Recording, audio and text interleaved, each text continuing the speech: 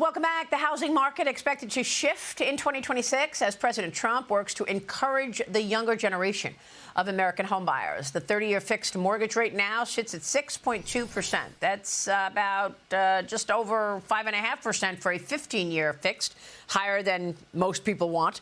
Mortgage rates expected to drop, however, slightly at least, heading into the next year as the Federal Reserve is cutting interest rates and did so this week by a quarter point, a third straight cut. Joining me now is the founder of Serhant and CEO of Serhant, Ryan Serhant. Ryan, good to see you. Thank you so much for being here. First of all, since the Federal Reserve started cutting interest rates, how likely is it that a cut in rates on the short end from the Fed trickles down to mortgage rates? It'll happen. It'll just take a significant amount of time. And there's no trickle-down cut that's going to make a massive difference in the housing market. The market is affected by inventory, and 90% of all home loans in the United States are still under 5%. Most people, especially in luxury markets, have rates that are under 4%, if not under 3.5%. So you have COVID locked in homeowners. You have boomers and Gen X's who are living in 5 bedrooms that are totally empty, who can't even afford to move. And you have first-time home buyers who are completely priced out because the monthly payments are too high. And sellers are coming off the market because they're not getting their pricing. And so inventory is the topic. And inventory has been the issue for a long time now, Ryan. I mean, you're urging renters at this point to get back into the housing market, predicting a big shift in 50 years. Why? What are you seeing?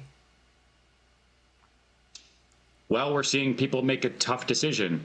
Do I rent and not build equity, or do I own, even if that means a new form of ownership? So something we're seeing, and we're going to see it more in 2026, that I've never done in my career, is co-ownership.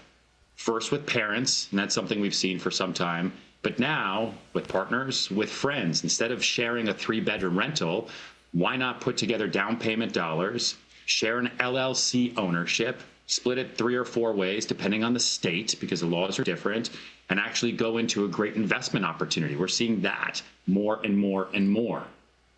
Okay. And we've been waiting for this so-called Mamdani effect. This New York City exodus to Florida might not be playing out as predicted. There's a new report from Douglas Elliman finding that 89 new home contracts were signed in the Big Apple. 122 new luxury apartments being listed for sale right now. This despite the New York Post reporting that Miami realtors are seeing a 166% surge in inquiries from New York City's wealthiest residents to escape socialism now that Mamdani's coming in. What trends can you tell us about that are happening right now in luxury housing? One, I wouldn't believe anything I ever heard from Douglas Elliman, so I think the headlines need to be taken in some context. The Mamdani effect lasted for maybe 24 hours when there was an immediate fear. And then Hochul, our governor, came in and said, a lot of what we want to do isn't going to happen. New York City isn't going anywhere, and it's the greatest city in the world, and everyone calmed down. And we've had 5 weeks now of luxury market highs, because where else are you going to go? New York City is actually selling at a bit of a discount now. There is good inventory. Sellers are willing to do deals, unlike most places in the market, nationally anyway. And so it's a great market to do transactions in. We're going to have probably the largest December of my entire career. That's a first-time home buyer all the way to the top of the market, which is something like I just haven't seen since, I want to say, I don't know, 2019. So people are active. And we're not looking for yesterday's normal. We're going into, I would say, a transformation of the housing market. And people are just finding new ways to live and new ways to move forward. But did you just say, okay, you just said you would not believe anything. Who said? Douglas Elliman. You gave me a report from Douglas Elliman. I wouldn't. This is your competitor. This is your competitor. Oh, yeah. Okay. Cheryl, jump in here. You know, Gil Deser, he's, of course, a multi-million-dollar developer down in Miami. He was on Fox Business. He said that along Billionaires Row, Ryan, that he is seeing increased interest in the Ritz-Carlton residences. There's a Four Seasons down there, the Bentley. He says that his phone is ringing and that you are going to see money move from New York to Miami. So are you hearing that as well?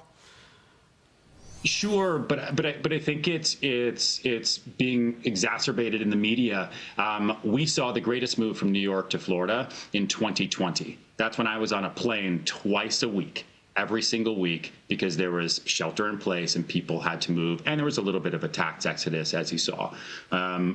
Because of Mamdani, you have some people who are getting off of the fence and going into Florida, but it's not what everybody's talking about. Yes, we are doing incredibly in Miami. Gil's a great guy. He's an incredible developer. His project sells so well. I love bringing buyers to his buildings. We actually, on the newest season of Owning Manhattan, which has started streaming on Netflix, an entire episode is actually dedicated to Miami and the Miami market and our project, Mercedes-Benz Places, which is in Brickell, which is the fastest selling project I've ever been a part of, but it sells internationally. It's not just New Yorkers going to South Florida. Remember, there's a lot of other states in the United States too.